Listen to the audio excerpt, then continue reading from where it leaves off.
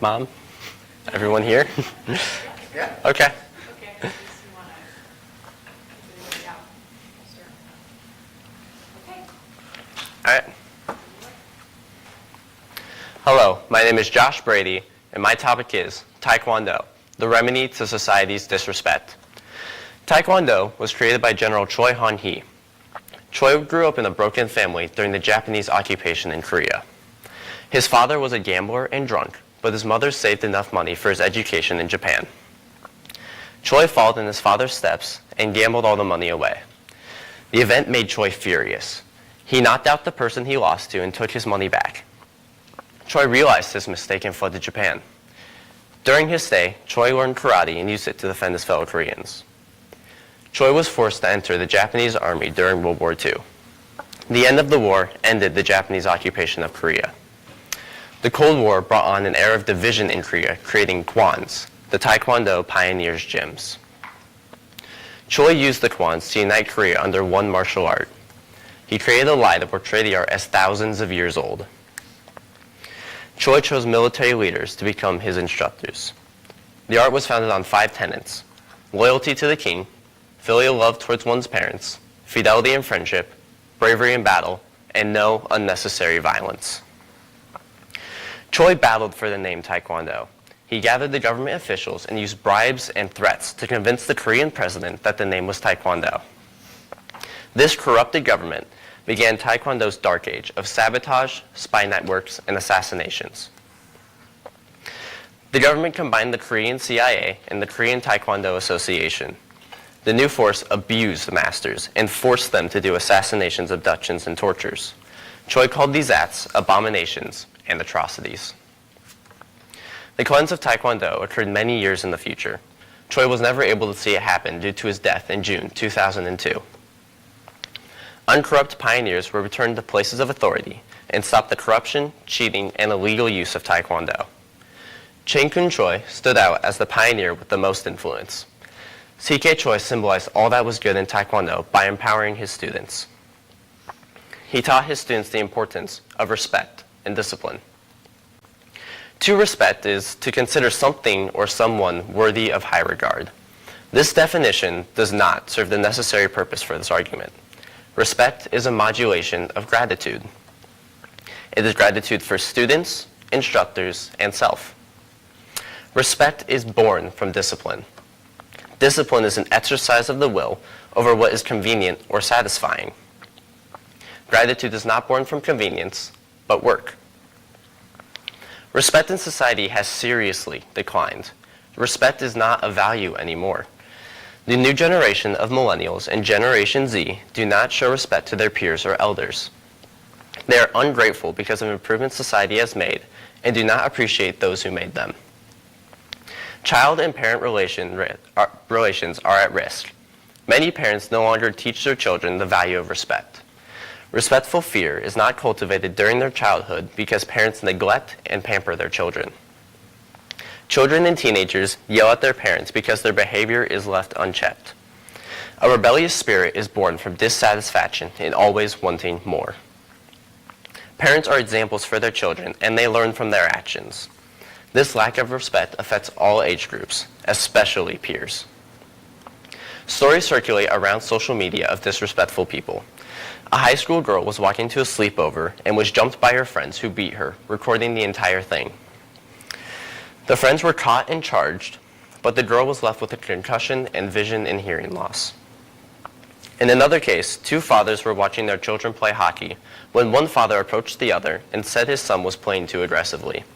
The situation escalated and led to the first father killing the other.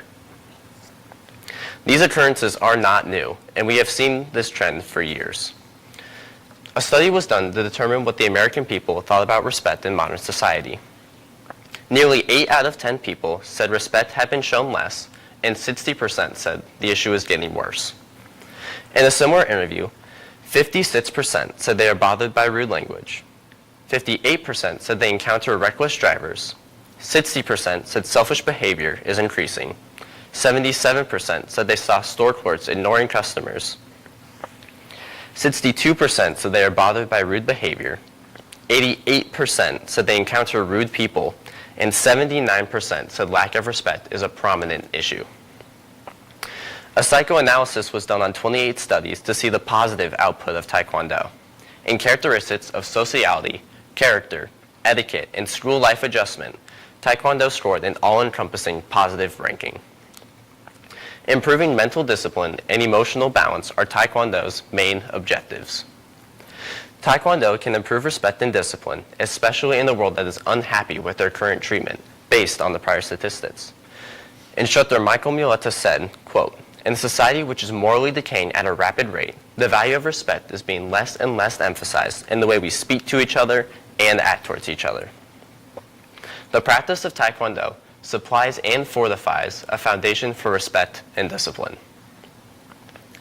Because of Taekwondo's ability to adapt, it presents unique challenges for students to foster respect and discipline.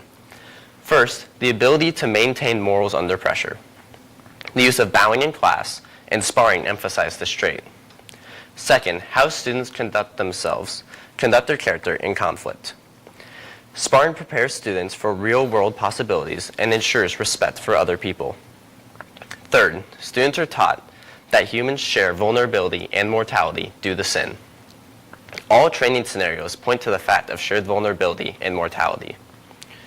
Respect is born from morals. Students that are tested under pressure will build respect as an aspect of their character. Morals are taught as a necessity while their minds are racing. They are taught to keep their composure under pressure. If a student has an outburst or injures another student, they have betrayed their morals. The fundamental morals of Taekwondo were founded on principles of calm composure. Bowing is a widely applied action in Taekwondo. It refocuses the class and individual minds to attention. Schools will have students bow to the founders, instructors, students, parents, and the American and Korean flags. Bowing is a way to greet and say goodbye to students. When entering and exiting the building, students will bow to show respect to the training hall. This prepares the student's mind for that day's training. Every aspect of Taekwondo will begin or end with a bow. This is the beginning of respect. The mind is taught to be flexible with different situations. Mental flexibility teaches students to listen and react with a thinking action philosophy. Students are taught that their plans will go awry. Eisenhower said, quote, "No plan ever survived contact with an enemy," end quote. This forces students to think quickly under pressure within moral regulations. It is better to fail in a controlled environment than the real world. This way, students are taught morals under pressure. Students are taught to control emotions and override negative outbursts. Respect is taught by training students morals under pressure. Simulated conflict prepares students to learn respectful conduct in tough situations. Sparring simulates conflict between an attacker and defender and is designed to create muscle memory for self-defense. Students are still fighting, even in a simulation. Bruce Lee is attributed to have said, quote, "When we are contesting and fighting is one of the few times we are truly honest about our feelings," end quote. Sparring is a rare time for students to be truly honest with their feelings. Simulation prepares students to compete at their best while retaining morals. Tournaments are the place students compare behavior between schools. The instructor's character is represented, and a disrespectful school means respect was not taught. Schools observe students to see the values that are taught. Humility is an important value taught for competition behavior. Students can grow in humility or allow emotions to take control. Taekwondo is not just about perfecting technique, it is about perfecting character. Training by sparring provides the moral conduct for students to follow in simulated conflict. People find it contradictory that Christians practice an art that teaches people how to strike others. Jesus clearly speaks against this in the Sermon on the Mount. Matthew 5:39 and Matthew 5:5 say, "But I tell you, do not resist an evil person. If anyone slaps you on the right cheek, turn to them the other cheek also. And blessed are the meek, for they will inherit the earth." They say to turn the other cheek means to literally let a person get hit again. However, meek is not synonymous with weak. A meek person is humbly patient or quiet in nature, as under provocation from others, and shows patient restraint, not submissive and helpless. Turning the other cheek is meant to show restraint. an overpowering of emotions for a respectful response. Christians have a unique responsibility when using force or power. Respect is a necessity to not render another sinner destroyed. The risks outweigh the benefits. A classic phrase used to say something is not worth a person's time. This is commonly associated with Taekwondo, saying it is a waste of time and energy. People judge Taekwondo based on the practicality it holds in modern society. They say guns and ranged weapons outclass Taekwondo. Punches and kicks cannot defend the person from these inventions. Therefore, Taekwondo should take a back seat. However, instructors and students say Taekwondo prevents the necessity of using weapons on people. This is because of Taekwondo's emphasis on respect for human life. Taekwondo's practicality has not gone away either. It still prepares students for self-defense and is still used in military training programs. The military chooses Taekwondo because of its focus on speed, agility, and defense. The military is predominantly a guns-based area. If the military uses Taekwondo to train its soldiers, it has not lost any practicality. Taekwondo was created for the military by military generals. Taekwondo strikes and blocks were created to defend against real threats. It gives practical answers for real-life scenarios. Its practicality is not gone, though it has been overshadowed by modern inventions. Egotism is brought up as an issue in Taekwondo. Taekwondo has a very personal focus, which causes students to put failures and successes on themselves. There's a possibility of an ego-based training environment forming from this. This environment shows improvement both mentally and physically. It is the responsibility of instructors to stop this from happening. A quote by A.R. Bernard says, "Humility is not weakness, but power under control." Humility is the best way to counter ego and, at the same time, train respect. There is nothing wrong with having pride in their own journey. Regulated pride is showing humility. Humility overpowers prideful emotions, causing respect for other students. The main issue brought against Taekwondo is that it teaches violence. Taekwondo does teach violence. A martial art founded during war and for war will be violent in nature, but it also teaches that violence is not always the right answer. Taekwondo teaches students to respect other humans, but, if necessary, to defend themselves from danger. Train the students these values at a young age, and they will not depart from them. The respect for other people will remain with them into adulthood. Students are taught mutual mortality and vulnerability while practicing Taekwondo. 5th degree black belt and instructor, Master Finn, told a story where he learned these values. He was bullied as a kid, and his father decided to take him to a shooting range. Master Finn fired a gun and saw the destruction it caused. He realized how mortality and vulnerability affected others. He took these lessons and applied them to his Taekwondo teaching. His students focus on learning to respect others because of their vulnerability and mortality. All humans share mortality, no exceptions. This is taught thoroughly in all schools. Instructor Gary Voice said, quote, "It reminds us that before being martial artists, we are humans first." End quote. Trust is necessary for students to respect each other and train together. Aspects of Taekwondo build trust in students through bowing, sparring, and control. Students trust each other not to go past the limitations set by vulnerability and mortality. Bowing is a sign of trust because it puts each student into a defenseless position. This position starts a sparring match. In sparring matches, each student must have control over their strikes. Taekwondo commands students to never betray another's trust. They must have control over power and emotions. If a body shot is landed and students lose control, the trust in one another has been broken. Outbursts of emotion are dangerous for both acting parties. The respect for one's vulnerability should overpower emotion and be reinforced by trust. Students are humans before martial artists. The use of force is regulated to train students to respect each other. Just because students have the ability to hurt others does not mean that they should. Force is like a muscle. The more it is worked, the more controlled it is. The opposite is the same. If it is not worked, it atrophies and becomes weak. Without control, it becomes harder to respect the human's vulnerability and mortality. Sparring constantly tests students' limits and improves their control, therefore increasing their respect. The author of A Killing Art, Alex Gillis, talks with his daughter at the end of his book. She asks if the founders were bad people. The author tells her that they came from a different world than theirs. He recounts the story of Choi gambling his money. The daughter is amazed and says, "Wow, that sounds bad." Gillis ended with this: "Yeah, it does, but it has a happy ending." Choi created 5 tenets for Taekwondo: loyalty, filial love, fidelity in friendship, bravery in battle, and no unnecessary violence.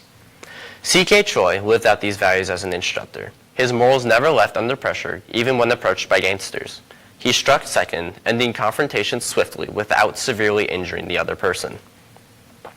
He respected the individuals he met and understood their mortality. C.K. Choi used Taekwondo to minimize violence and empower himself and those around him. Without respect, martial artists would abuse their power and injure others.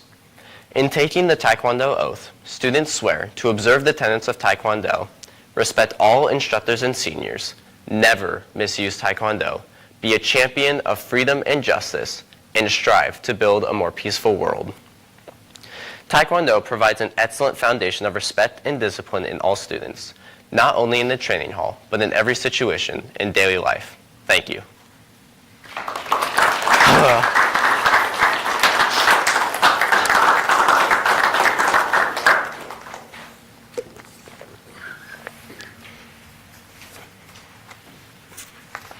Thank you, Josh. You focus a lot on the mental and moral training and how that leads to respect. Is there a component, or did you do any research about how just the physical body movements of Taekwondo might have an effect on a person's like mental or emotional health, and then lead to greater outward respect? Yes, I will use 3 points to answer that. The first is forms.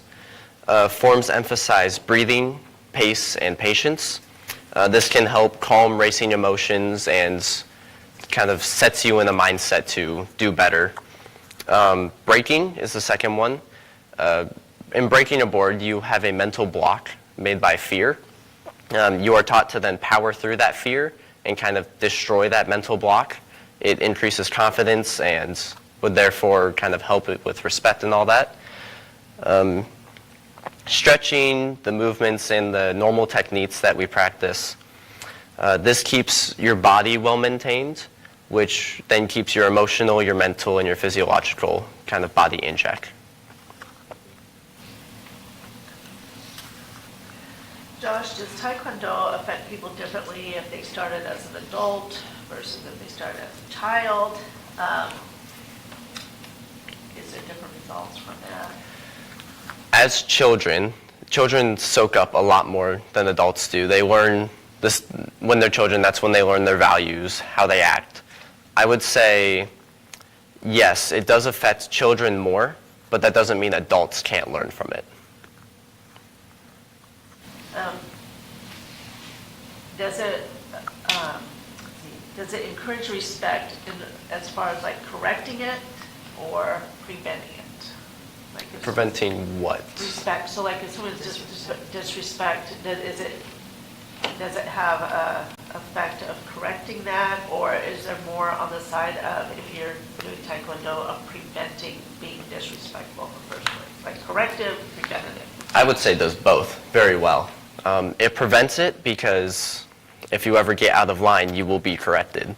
By the corrections it makes, it then creates a prevention of having any more.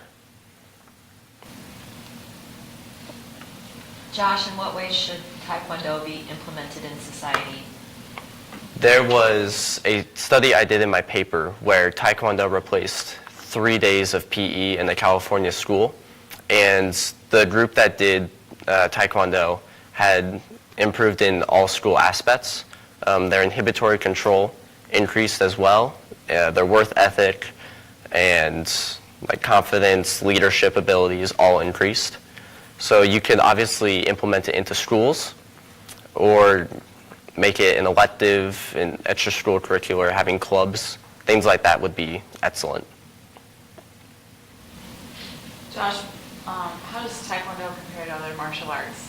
Why did you focus on Taekwondo specifically? One of the main reasons I focus on is I practice it, but the Taekwondo oath, the student oath, I don't know if other martial arts have an oath like that. The fact that it says a champion of freedom and justice, strive to build a more peaceful world, I believe that part of it makes the emphasis that much more important.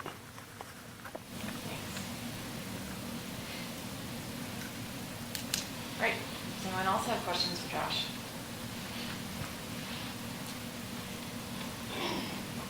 Annabella? Oh, go ahead. How does Taekwondo compare to practicing other sports or something like that? Other sports usually have a team aspect to them. Respect is more prevalent, however, in martial arts, especially Taekwondo. You improve by yourself to then compete against yourself and then compete against others in tournaments. While other team sports don't emphasize the value of respect, but Taekwondo does have that emphasis. Yeah. Mine's kind of along the same line. Mine goes to sports, thinking like, okay, could we really implement this as a competitive sport in school? So in your research with that school that you mentioned, is it a competitive sport or is it like a club sport? That was more of a club sport. You can definitely make it competitive. There are plenty of tournaments in actually the Quad City area that would be perfect for schools to compete in. Most schools actually do have Taekwondo clubs or martial arts clubs, and the fact that it is an Olympic sport, I could obviously prove that it's useful in competitive play. Did you see anything in your research about the statistics of the amount of people that actually do martial arts? I did not. No? Okay. Yes, Mr. Bosch. Yes, I've seen some of the things you said about Taekwondo. I've seen, it remind me of others, I've seen other sports, for example, baseball in Japan, where they will, the high school baseball players are taught to take their hat off to adults passing by, or they'll bow to the field as they're, after a game or before a game. And I'm wondering if there's aspects, without necessarily practicing Taekwondo, is there aspects of Taekwondo that could be implemented, even in like the school life, or, do you see any, in our culture, do you see something that could be? There's a big cultural impact from Asia that affects how respect is taught in the martial arts. The Asian culture obviously bows to all adults and to your elders. That part of the culture definitely influences how respect is taught. So there are aspects, it would be aspects of Asian culture that would have to be implemented, but other than that, I don't see any other aspects that would be initiated or anything like that.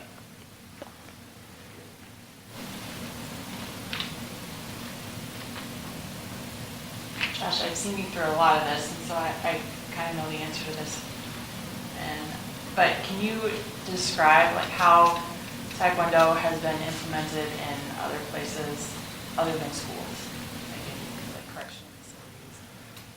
I didn't do a lot of research on correctional facilities. I do know that, I don't know what to phrase this.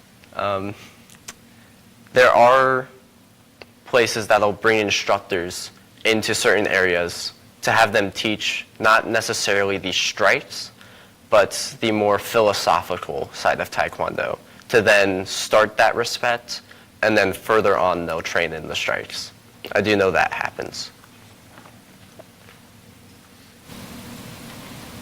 Would you advocate for it being put into PE curriculums? I would advocate for it. Where's my gi in my dojo?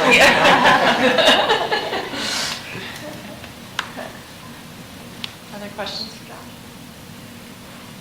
All right. Very nice job. Thank you.